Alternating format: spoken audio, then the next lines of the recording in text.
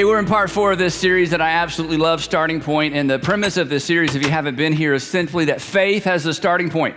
We know that everything else has a starting point, but sometimes we don't think about the fact that our faith had a starting point. Today, I want to talk about, within the context of faith and religion, the role of rules. The role of rules. Because in every religion, there are these pesky rules. And in every religion, there is a rule maker. And guess what? It never gets to be us, does it? Maybe we should, wouldn't it be great just to start your own religion? You go, I'm going to start my own religion, and I'm going to make the rules. But in every single religion, we run up against rules. There's like the 5 pillars of Islam, there's the 10 commandments, there's the Sermon on the Mount, and every single, and the Sikhism has a long list of rules or things you're supposed to do. Buddhists have principles. I mean, everybody has kind of this list of things. And again, because we don't get to make the rules, we find ourselves kind of butting up against them. And then there's this whole thing of I grew up in a Christian home and Christian faith and, pastor of a Christian church, so I can kind of poke fun at Christians a little bit. I won't poke fun at the rest. But in Christianity, it's really weird because we have all these different versions. First of all, you have Catholic and Protestant. And then within Protestant, there's like a million different applications, right? So I grew up Baptist, and we had our set of rules. The Presbyterians had their set of rules. The Methodist, we didn't think they had enough rules, honestly, as the Baptists, because they just had a little bit too much fun. Catholics, that was a whole kind of different thing. But everybody, there was enough guilt for all of us, right? There was enough shame to go around for all of us. There was enough being judged, where sometimes you did well, sometimes you didn't do so well. But the question I want to ask today is, what's with all the rules? I mean, why is that such a part of religion? And it's what we bump up against. And let's be honest, don't raise your hand. It's what we rebel against. It's part of why you left, the faith of your foundational faith. It's why you decided not to go back to temple or go back to church, or you kind of got fed up with the mosque or whatever it is you walked away from. Part of it was just the rules that were just so onerous, and it just didn't seem to work with the real world. So what I want to talk about today in a general way is, what's the relationship between rules and religion? And specifically, is there a relationship, or is there sort of a starting point in our understanding between rules and a God who we believe somehow cares about us, created the world, and loves us? So let's begin with this premise, and maybe this is something you haven't thought about before. Rules always assume some kind of relationship. Wherever you have rules, there is some kind of relationship. Whether it's, secular or in a religious sense, wherever you find rules and you find yourself where you're accountable to a set of rules, in any sphere where you are accountable to a set of rules, you are in some kind of relationship. Now, to help us understand this and to get our discussion going, I've made up some categories, okay? I just made these up. If you have better categories, go right ahead. But for example, there's like the family model of rules, and then there's the club model. The family model was, you were born into a family, and you were a part of the family, and then your parents started making rules. They didn't make rules to make you a part of the family. You were already part of the family, and they established rules. They established rules when you were a kid, then when you were in middle school, then in high school, and then eventually you outgrew the family and you outgrew the rules, and you're still part of the family, but you don't have to obey the rules. But when you were a kid growing up, you had rules not to become part of the family, but because you were part of the family. And so your parent set rules for you. Now, the rules don't make you part of the family. The rules are because you are part of the family. And the parental units, father, mother, whoever, or grandparents, they set rules for their own kids or for their own grandkids. Now, the second model is the club model. In this model, you agree to keep a certain number of rules, or agree to keep some rules in order to get in or to begin the relationship. So when you join a club, they give you a contract, you read it, and if you agree, you sign. And once you sign, and once you agree to keep these rules, you're in. And if you break the rules, you're what? You're out. Now, this could also be like the employee model, like when you go to work for a company and they say, here's how we do it here, and here's what we expect of you, and here's your job description. And so you may sign some sort of contract, but you agree. And once you agree to the rules, that's how you get in. Works for fraternities and sororities, and the list goes on and on and on, but it's different.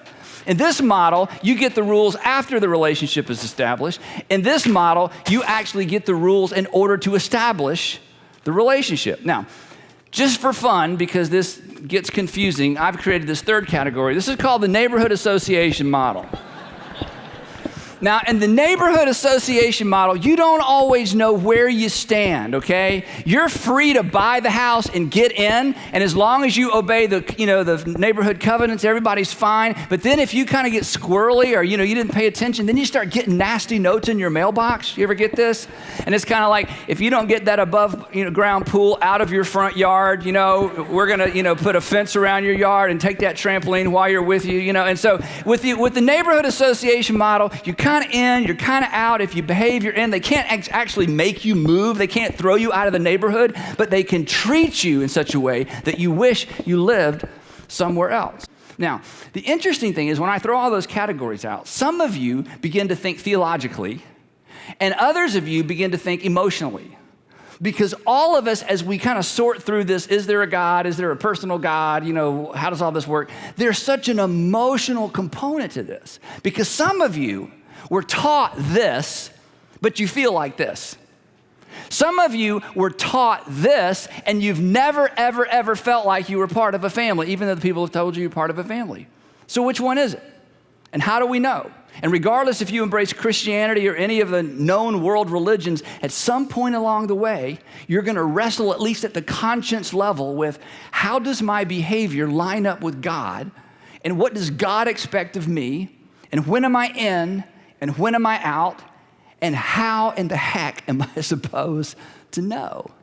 So, to help us wrestle this question to the ground, or at least create a framework for your own struggle with this, I want us to go all the way back to one of the oldest set of laws ever given. It's not the oldest, but it's about the third oldest in terms of human history. And it's the most well documented because it found its way into Jewish literature and Christian literature and Islamic literature, believe it or not. And it's the one that's the most well known, and we call it basically the Ten Commandments. Around 1446 BC, the Ten Commandments shows up on the planet, given to God, supposedly. Christians believe that, and Muslims believe that, and Jews believe that. You got to figure that out for yourself. Supposedly given to Moses by God. So I'm going to tell you where to find the Ten Commandments. So next time it comes up, not only will you know more than one, you'll be able to say, I know exactly where that is. So just repeat after me. And if you're watching this at home alone or with a group, just participate or on television. Here we go. Say Exodus 20. One more time. Exodus 20. So where's the Ten Commandments? See, that was probably worth getting up or switching something on or coming to church for today. Right. Exodus chapter 20. Now, before we look at them, real quick, if you weren't here last week or if you were, I want to kind of tie all this together because last week we talked about Abraham, okay? Abraham's huge and, many of the oldest world religions. Abraham, so I want to kind of catch you up so we can have a little history that connects all these dots. So here's what happened. Abraham was promised by God that he was going to be a nation. One day you're going to be a nation. The problem is Abraham didn't have any children until he was old. And as he was getting older, he kind of panicked. So he said to his wife, Sarah, hey, or maybe actually Sarah said to him, Abraham, look, I can't have children, but my handmaiden can. So, whatever, and see, maybe we can kind of have a kid. So they do, and his name is Ishmael. And then later on, Sarah turns up pregnant. She has a son named Isaac. So as it turns out, Abraham actually ends up with 2 sons. Now here's something interesting, and you can read this on your own. In Islam, Ishmael is considered the son of blessing. In Judaism and in Christianity, Isaac is considered the son of blessing. So these two world religions go 2 different directions. But most of what we know in terms of Ishmael being the son of blessing actually was taught about 600 and something years after Jesus by the prophet Muhammad, who came along and kind of brought all this knowledge together and sort of wove this narrative that connected the Arab nations back to Ishmael, back to Abraham. So it's a little bit of little religious history for you there. Isaac had a son named Jacob. Jacob had 12 sons that eventually became the 12 tribes of Israel. A little history for you. One of these sons was named Joseph. His brothers did not like him because he had a coat of many colors, and so they put him in a pit. He ended up in Egypt, and he ended up becoming the prime minister of Egypt. There was a famine in the land. He sent email to all of his sons and all his brothers and all their family. He said, there's plenty of food in Egypt. Come to Egypt. They all go to Egypt. And so all of Abraham's, grandchildren, great-great-great-grandchildren all end up in Egypt. And this family becomes a nation in Egypt, and they're multiplying like rabbits. And the people come to Pharaoh and said, hey, if we don't do something about these Hebrews, there's going to be more Hebrews than Egyptians. So they enslaved them. And so for 400 years, 400 years. This family becomes a nation, but they are a slave nation. Generation after generation after generation, all they know is slavery. And then, out of the blue, one day, a man shows up named Moses. And he goes to Pharaoh, and let's just all say it together. And he says, "Let my people go." That's right. Let my people go. Let my people go. And Pharaoh says, "No, I'm not going to let your people go." And Moses says, "Well, watch this." And all of a sudden, nature completely freaks out. I mean, it's like locusts and boils and ticks and frogs and water pollution. It just goes on and on and on. And the next thing you know, Egypt's whole economy is wrecked. And then Moses is like, let my people go. You gotta let my people go. So eventually, if you know the story, Moses leads the people out. And about 3 weeks later, they end up at Mount Sinai. And now Moses goes up to get God's law. Because remember, this is important. All they know is slavery. They have a little civil society, but it kind of happens within the context of Egyptian slavery. They don't know their God. They're just slaves. They think like slaves for generations. They've just been slaves, no freedom.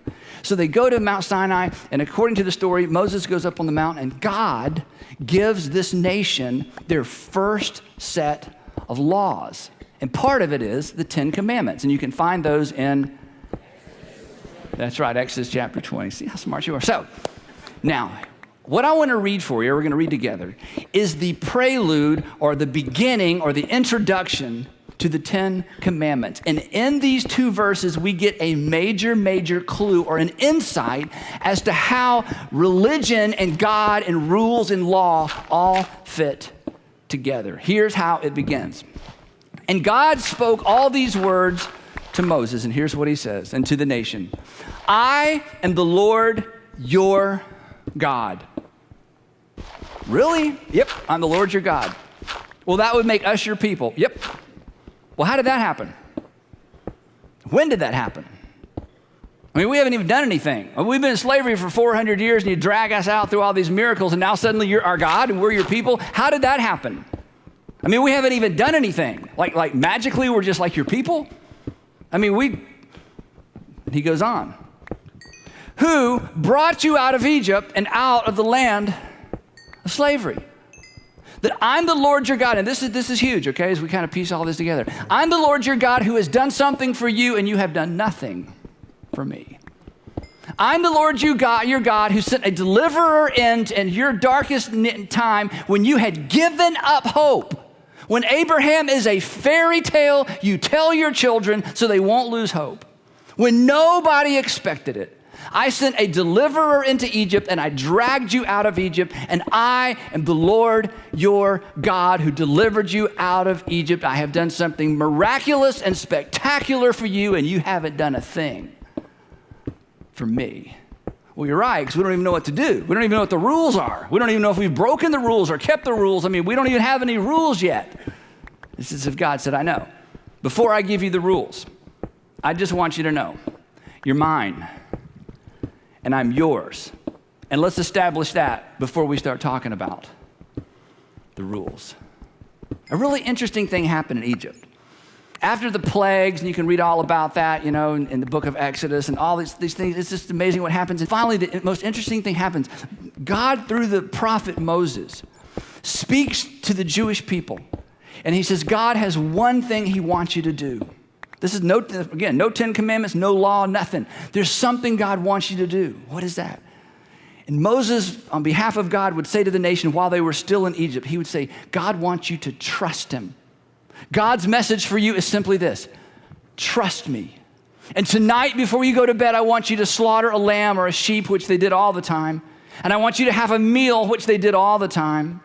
But I want you to take the blood of this lamb, and I want you to put it over your door and down the sides of your door. Why would we do that? God says, trust me. But what difference is it? God says, trust. But that's not going to make any difference. God says, trust me. And so that night, the majority of the Jewish people had a special meal, and they slaughtered a sheep, and they took the blood of that sheep, and they put it over their doors, and they put it down the sides of their doors. And then they packed everything they had because they were told the next day they would be leaving. Really? We've been here for 400 years and we're leaving tomorrow? Trust me, God would say. And that night, the angel of death went into all the land of Egypt, and it passed over every household where the blood was over the door. And the next morning, Pharaoh said, go and take everything you own and take anything we own. Just go. And from that moment on, the Jewish people would celebrate the festival of Passover to remember not the 10 Commandments, not the law of God, to remember this night when God whispered to the nation, I just want you to trust me. And in trusting me, you will find your deliverance from slavery in Egypt. And 3 weeks later, they're gathered at the foot of Mount Sinai.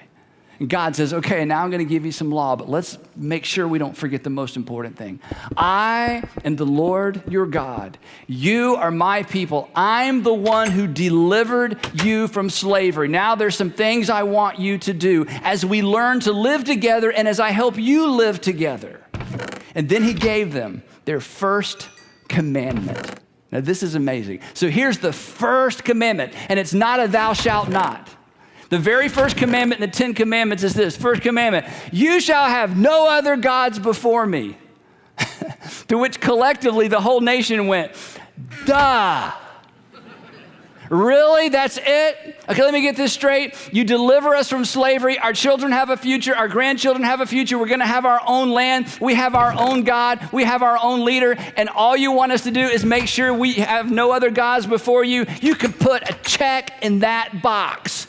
Of course we wouldn't have any other God before you. Who can compete with the God who wrecked the economy of Egypt, embarrassed Pharaoh, and delivered us from slavery? You are our God. What do you have after that? Now here's the point of all that. Here's something to think about. The 10 Commandments were a confirmation, not a condition of their relationship with God. The 10 Commandments were confirmation. It wasn't a condition. It's like, okay, I'm going to give you 10 things, and if you do these things, you can be my people. If you mess up 5 out of the 10, then, we'll see. But if you get to 8, okay, I'm going to get me some more people. This is so important. The 10 Commandments, the oldest law, this is 1,500 years before Jesus. This is 2,100 years before the Prophet Muhammad. As far back as we can go and connect law to God. And it didn't have to be this way. It could have been completely conditional. But in the very beginning, as far back as we can go, God made it clear to the nation of Israel, you are my people even though you haven't done a thing to deserve it. And now that we've established the relationship, I want to teach you how to live together and how to live under my authority. So let's begin with the basic.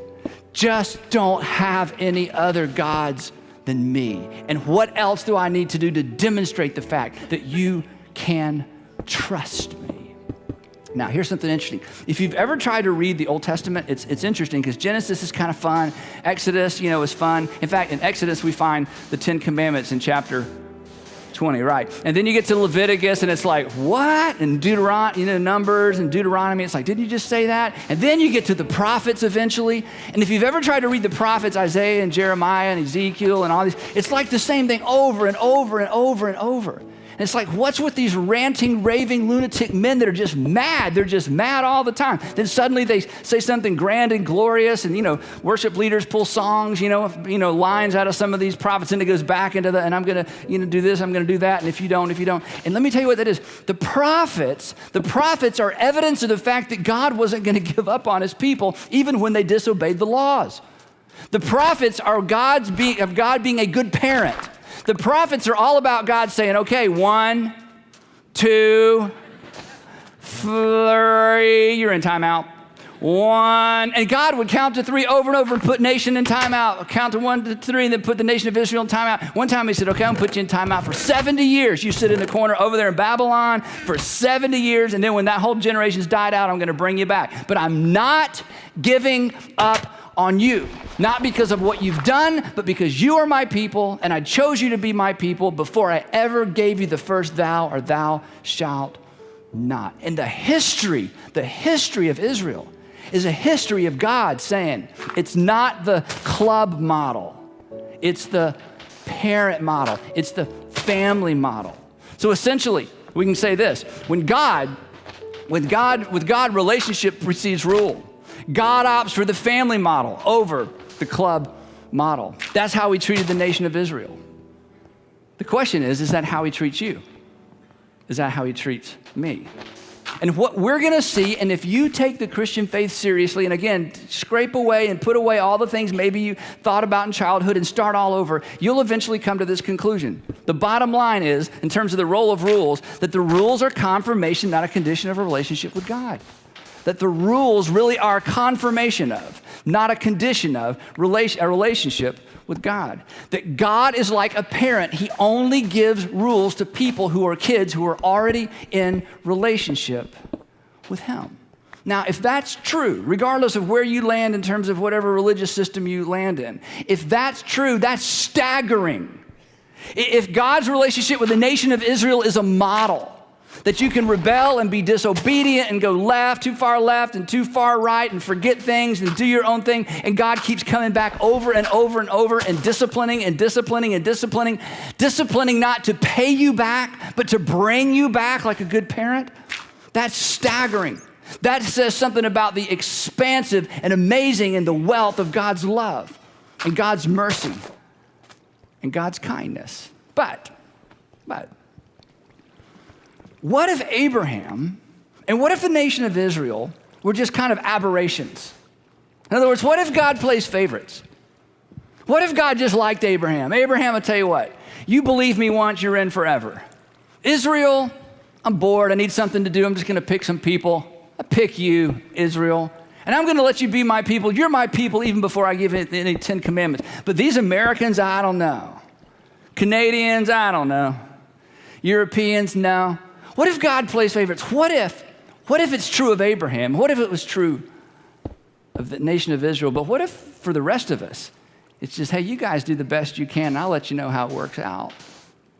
You guys just be good, and then one day I'll tell you if you were good enough. The 10 commandments, yeah, that's the standard. You're gonna have to work your way in. And you'll never really know if you're in because I'm not gonna make the standard clear enough for you to know whether or not you're in. You will never know if I grade on a curve. You're not gonna know. I'm not gonna tell you if I grade on the curve. You'll just have to spend your whole life, be the best that you can, and then in the judgment, you'll find out where you stood with me. What if God played favorites? What if Abraham and the nation of Israel were just his favorites? The rest of us, good luck. Be good. And then I'll tell you if you were good enough.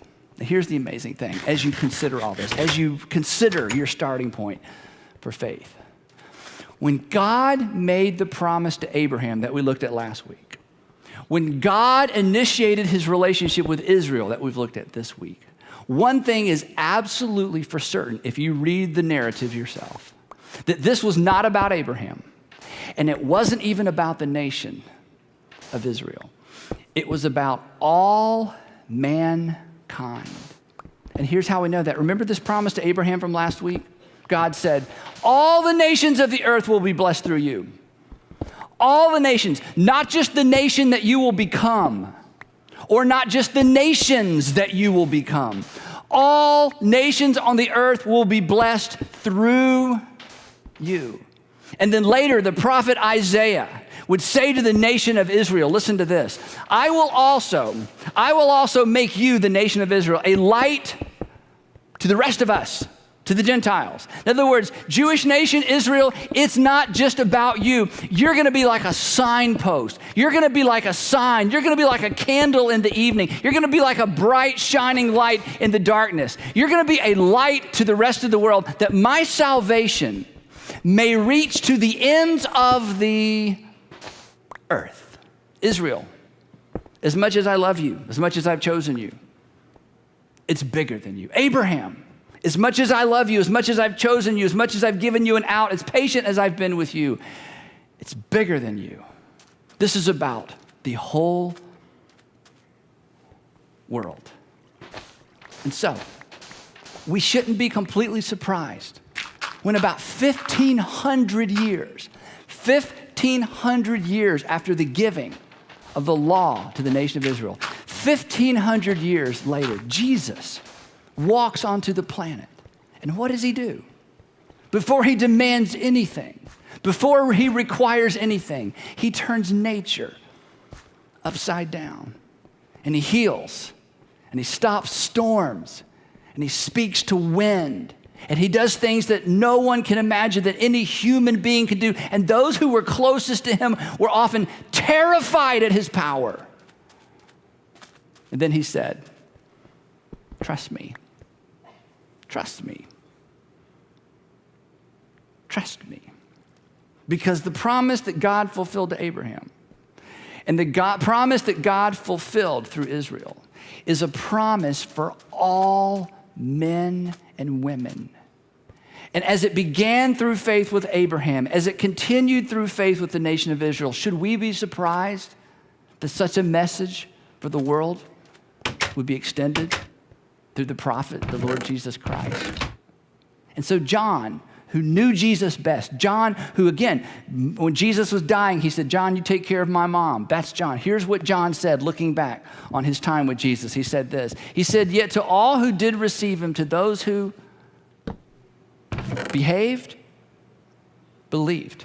Now what? Now ready? Then we're done. To those who believed in his name, he gave the right to become club members, neighborhood association members, children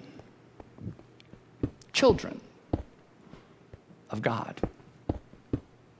Jesus said, as God began a nation through Abraham, as God adopted the nation of Israel as his own, so that invitation to become a child of the living God has been extended to all of humanity, which means it's the family model, which means this is so important, anything I require of you is evidence of my love for you. Anything I ask you to do is evidence of the fact that we have a pre-established relationship. You can trust me because all along it has been about you. And that's where we're going to pick it up.